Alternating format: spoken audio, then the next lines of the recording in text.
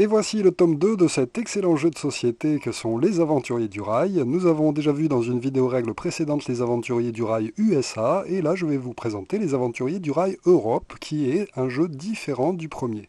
C'est toujours un jeu de Alan Moon, édité par Days of Wonder. Au niveau matériel, d'abord un grand plateau représentant l'Europe, avec des tronçons de wagons, comme sur la carte USA du premier opus. Des marqueurs de couleurs, donc il y en a un par joueur, donc si on joue à 5 on utilisera les 5, sinon on en utilisera moins, et on les place sur la case 100 du plateau de jeu, qui sert aussi de case 0. C'est sur ce circuit extérieur du plateau de jeu qu'on comptera les points de victoire que les joueurs accumuleront au fur et à mesure du jeu. Chaque joueur va ensuite recevoir 45 wagons, ce sont des petits wagons comme ceci, et 3 gares de sa couleur. Donc là c'est le rouge, le vert, et il y a 3 autres couleurs, le noir, le jaune et le bleu. Et enfin des cartes. Nous avons 2 cartes résumées, une qui nous permettra de savoir combien de points de victoire on récupère lorsqu'on pose des wagons en jeu, et une qui nous indique que celui qui parviendra à faire la route la plus longue rapportera 10 points de victoire. Ensuite, nous avons un paquet de cartes wagons. Comme dans la version de base du jeu, nous avons 8 types de couleurs de wagons, donc blanc, noir, rouge, orange, jaune, violet, bleu et vert. Et enfin, nous avons des cartes spéciales locomotives Joker. Et enfin, un paquet de cartes objectifs. Alors attention, par rapport à l'ancienne version, la version USA, eh bien les objectifs sont répartis en 2 catégories. Il y a des objectifs avec un rond bleu et des objectifs sans rond bleu. Il n'y a que 6 gros objectifs à rond bleu, qui sont des objectifs qui vont rapporter beaucoup de points si les joueurs parviennent à les réaliser au cours du jeu, alors que les autres rapportent un petit peu moins de points. Alors attention, leur dos est identique, il faudra donc en début de partie bien trier ces objectifs de façon à les répartir en 2 paquets distincts. On mélange ensuite distinctement les 2 paquets et après les avoir bien mélangés, on va distribuer une carte de gros objectifs à chaque joueur. Donc par exemple, si on joue à 4, et les cartes qui vont rester dans cette pile vont être défaussées dans la boîte. Effectivement, elles ne resserviront pas au fur et à mesure du jeu. Donc on replace les objectifs en trop. Ensuite, on remélange cet autre paquet et cette fois-ci, on va faire une distribution de 3 cartes par joueur. Enfin, après avoir bien mélangé le gros paquet de cartes wagons, nous allons en distribuer 4 par joueur. Tout le monde commencera avec une main et il peut regarder, donc chaque joueur peut regarder les cartes qui lui ont été distribuées. Le but du jeu est donc de marquer le plus de points de victoire à la fin du jeu, c'est-à-dire avancer le plus son marqueur sur le pourtour du jeu. Pour ce faire, 2 possibilités. D'abord, poser des tronçons de route entre les différentes villes du plateau de jeu, ça va nous rapporter des points de victoire, et ensuite réaliser les objectifs que l'on aura tirés au fur et à mesure de la partie, dans nos cartes objectifs. Si on les réalise, on gagnera aussi des points de victoire. En début de partie, les joueurs ont donc 4 objectifs en main, un gros objectif et 3 petits objectifs. En fonction de ce qu'ils ont tiré, ils vont devoir décider quels objectifs ils gardent et ils vont tenter de réaliser pendant le jeu. Effectivement, en fin de partie, ils auront les points en plus inscrits sur la carte s'ils parviennent à réaliser l'objectif. En revanche, si jamais ils ne parviennent pas à le réaliser et qu'ils l'ont gardé en main, eh bien, ce score sera décompté de leur total de points de victoire obtenus. Donc attention, si vous choisissez un objectif, il faut absolument le réaliser, sinon vous allez prendre des points négatifs. Alors, les cartes objectifs se présentent toujours de la même façon, avec le nom de 2 villes et leur emplacement sur la carte générale. Le joueur, pour gagner les points de victoire associés, devra réaliser des liaisons qui rejoignent cette ville à celle-ci, en passant par n'importe quel endroit du plateau de jeu. Donc là, dans cet exemple, nous avons Édimbourg à Tina. Pour rejoindre Édimbourg à Athènes, un joueur pourra utiliser n'importe quel chemin, et s'il arrive à faire des tronçons de sa couleur avec ses wagons qui partent d'un endroit pour aller jusqu'à l'autre, en fin de partie, eh bien, il marquera 21 points, par exemple, pour cette carte. Sur les 4 objectifs distribués en début de partie, les joueurs peuvent en garder au minimum 2, et au maximum les 4. Donc je peux soit garder 2 objectifs, ceux de mon choix, soit en garder 3, soit en garder 4. Si je décide d'en garder moins donc, que les 4, donc par exemple, voyons voir, Il me semble que cet objectif est vraiment pas sur la route des autres, eh bien je pourrais décider de le défausser. Effectivement, en cours de jeu, on pourra passer par toutes les villes correspondantes à sa carte, et ça fera les liaisons entre toutes. Et donc on peut gagner plusieurs objectifs au cours d'une partie. Les cartes objectifs que l'on décide de défausser en début de partie sont remises dans la boîte et ne sont pas remélangées dans le paquet des cartes objectifs comme dans la version de base.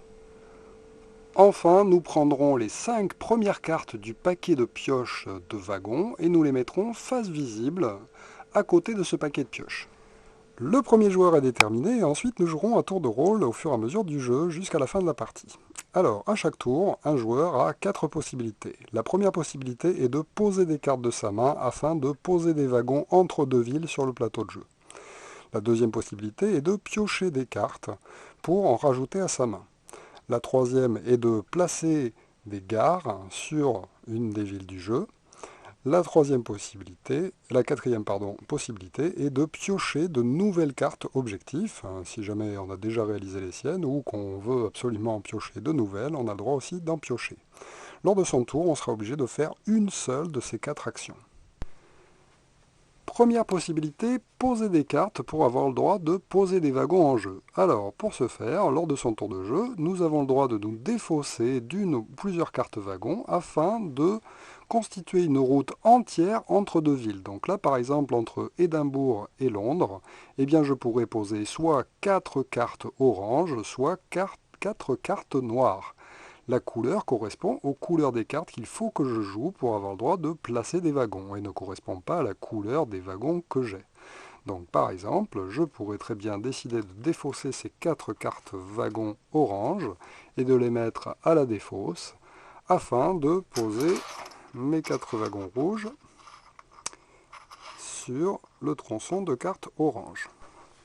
Une fois que j'ai posé mes wagons, eh bien je vais recevoir immédiatement un nombre de points de victoire qui va dépendre du nombre de wagons que j'ai posés entre les deux villes. Donc là, par exemple, pour 4, on regardera sur le diagramme, je recevrai 7 points de victoire. Effectivement, les points de victoire sont croissants en fonction du nombre de wagons que l'on pose lors d'un tour. Un wagon ne rapporte qu'un point, 2 wagons 2 points, 3 wagons 4 points, 4 wagons 7 points, 6 wagons 15 points, et enfin 8 wagons, il y a une seule route dans le jeu qui fait 8 wagons, nous permettra de recevoir immédiatement 21 points. On fera donc progresser son marqueur sur le pourtour du jeu du nombre de points gagnés. Attention, on ne peut jamais construire une route en plusieurs fois. Donc là, entre ces deux villes, c'était obligatoirement 4 cartes. Je ne pouvais pas poser 3 cartes pour mettre seulement 3 wagons. C'est la route entière entre les deux villes qui doit être mise en un seul tour. Alors vous l'avez vu, sur le plateau de jeu, il y a pas mal de liaisons entre deux villes qui sont doubles. Eh bien ces liaisons doubles seront utilisées si on joue à plus de 3 joueurs. Effectivement, si on joue à 2 ou 3, on n'utilisera qu'une seule des deux liaisons. C'est-à-dire que par exemple, sur mon exemple, eh bien, un autre joueur ne pourra pas poser de wagon sur la ligne noire, si on joue à 2 ou à 3. Par contre, si on joue à 4 ou à 5, on pourra tout à fait jouer sur les deux lignes. Nous avons vu que dans le jeu, nous avons aussi des cartes joker. Les cartes joker remplacent n'importe quelle couleur, ce sont des locomotives, et donc, par exemple, j'aurais très bien pu poser ces 4 cartes, 3 cartes d'une couleur et une locomotive, pour avoir le droit de poser cette liaison. J'aurais très bien pu poser 4 locomotives, ou bien 3 locomotives et une seule carte de couleur correspondante. Tout est possible avec les locomotives, mais qui sont plus dures à piocher, nous verrons ça un peu plus tard. Vous l'aurez peut-être remarqué, sur le plateau de jeu existent aussi des liaisons marquées en gris. Et bien sur ces liaisons, je pourrais mettre n'importe quelle combinaison de couleurs. Par contre, il faudra que ce soit une seule couleur. Donc pour mettre ici des tronçons, eh bien je devrais choisir une des couleurs et placer 4 cartes de la même couleur pour avoir le droit de poser mes wagons sur cette liaison. Petite nouveauté par rapport à la version USA, les ferries. Effectivement, il y a certaines liaisons sur le jeu qui passent dans l'eau, et bien ce sont des ferries. Pour symboliser cela, nous devrons absolument poser des cartes locomotives sur certains de ces tronçons. Donc, par exemple, entre Dieppe et Londres, il faudra poser une carte de la couleur de son choix et une carte locomotive pour avoir le droit de prendre cette liaison. Sur cette liaison ici, Amsterdam-Londres, il faudra absolument poser 2 cartes locomotives. Autre nouveauté par rapport à la version USA, les tunnels. Effectivement, dans le jeu, vous avez certaines cases qui sont marquées, entourées en fait d'un espèce de crénelage, comme ceci, celle-là, celle-là, celle-là aussi. par rapport aux autres qui sont normales.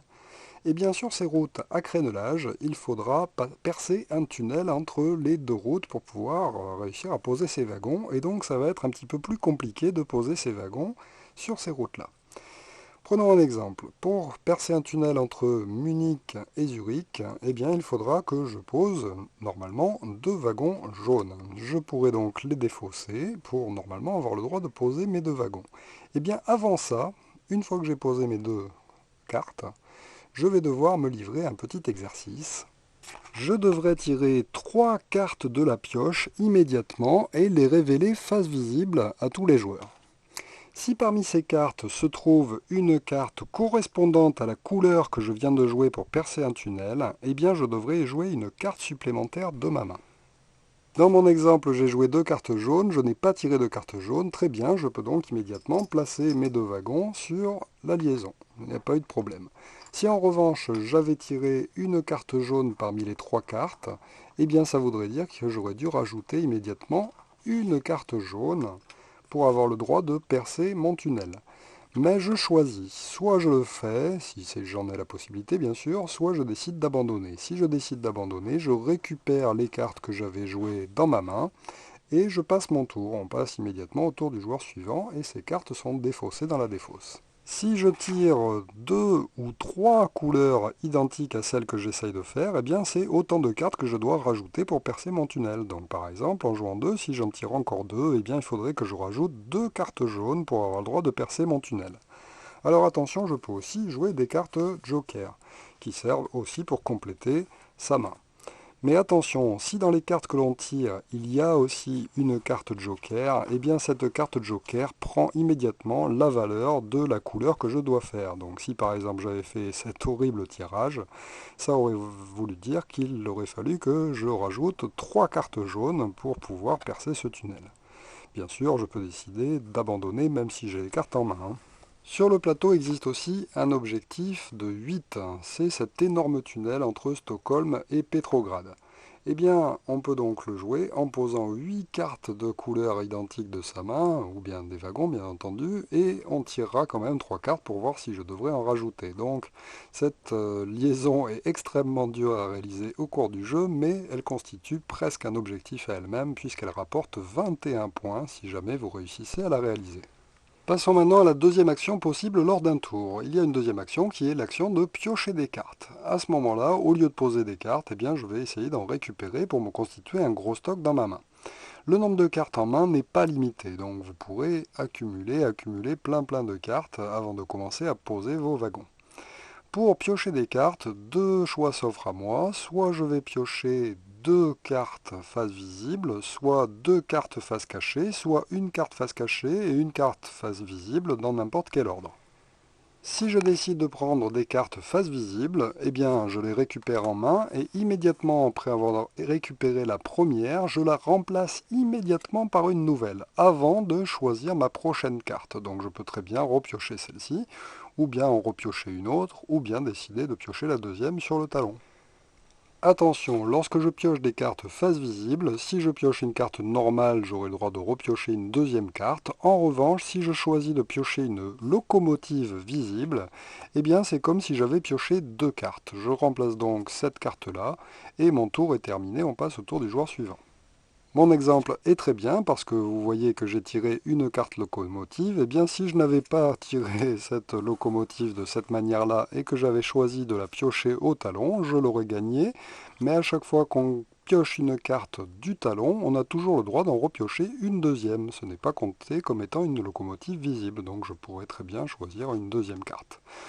En revanche, en deuxième carte, je ne peux jamais choisir une locomotive visible, évidemment. Alors pour les cartes locomotives, comme justement elles coûtent cher à prendre, eh bien elles ont tendance à s'accumuler dans la pioche. Alors comment ça se passe quand on pioche la troisième? Effectivement, si jamais un joueur par exemple pioche cette carte-là, qu'on remplace et qu'une troisième locomotive apparaît dans la série de cartes à piocher, eh bien immédiatement, on doit défausser toutes les cartes qui se trouvent dans la truc de pioche et on en replace immédiatement 5 nouvelles tirées du talon.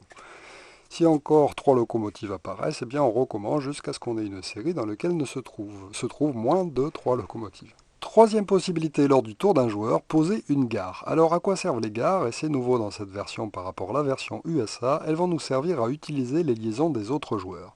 Lors de mon tour, je peux donc décider de poser une gare sur une ville afin, en fin de partie, d'utiliser un des tronçons qui arrive sur cette ville.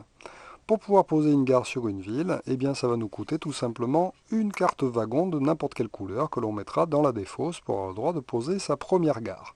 En revanche, si je pose une deuxième gare à un moment donné dans le jeu, elle va me coûter deux cartes wagons de mon choix.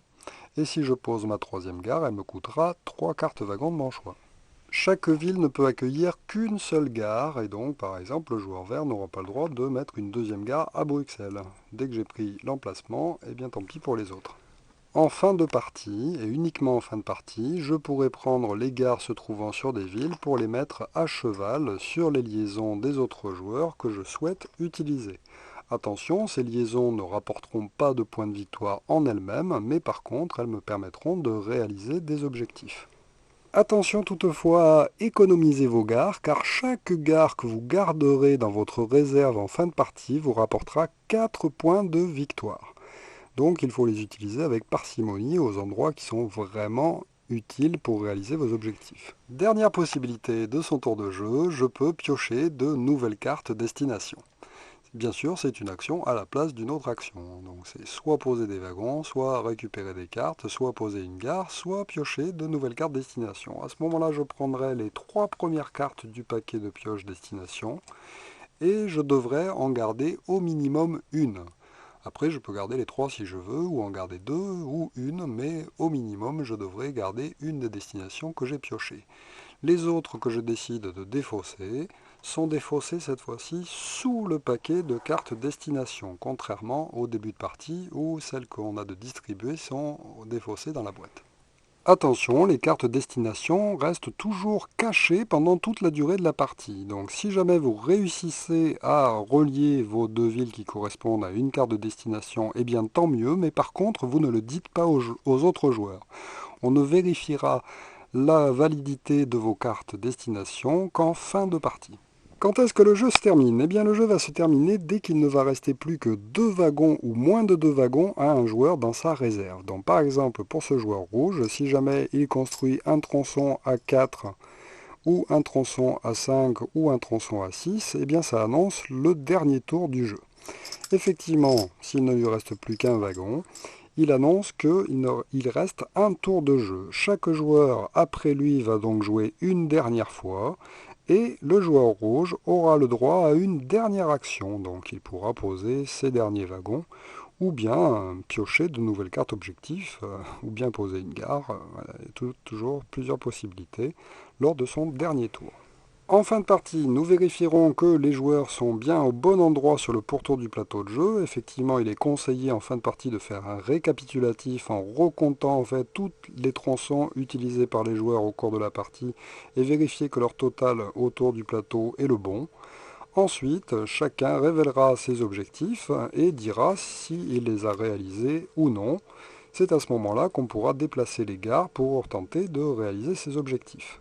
Pour chaque objectif réussi, on avancera sur le pourtour du nombre de points indiqués, et pour chaque objectif raté, eh bien, on reculera son marqueur sur le plateau de jeu. Et en toute dernière fin, nous vérifierons qui a obtenu les 10 points de victoire accordés au joueur qui aura fait la liaison la plus longue. Effectivement, nous regarderons quel est le joueur qui a aligné le plus de wagons sur une même ligne, et celui qui a le plus de wagons rapportera 10 points supplémentaires. C'est toujours la route la plus longue qui compte, et donc lorsqu'on fait des embranchements, eh bien, on ne comptera pas les embranchements. Donc là, par exemple, pour le joueur vert, on pourra lui compter 1, 2, 3, 4, 5, 6, 7, 8, 9 wagons, parce que c'est la liaison la plus grande. Il ne pourra pas compter ces 3 wagons qui ne font pas partie de sa route la plus longue. Voilà pour les aventuriers du Rail Europe. Si vous êtes un joueur débutant, je vous conseille cependant d'essayer plutôt avant les aventuriers du Rail USA, avant de passer à celui-ci qui a quand même des petites règles supplémentaires bien plus tactiques. Le plateau est aussi plus serré et plus difficile pour les joueurs. Heureusement qu'on a les gares pour tenter de se sauver.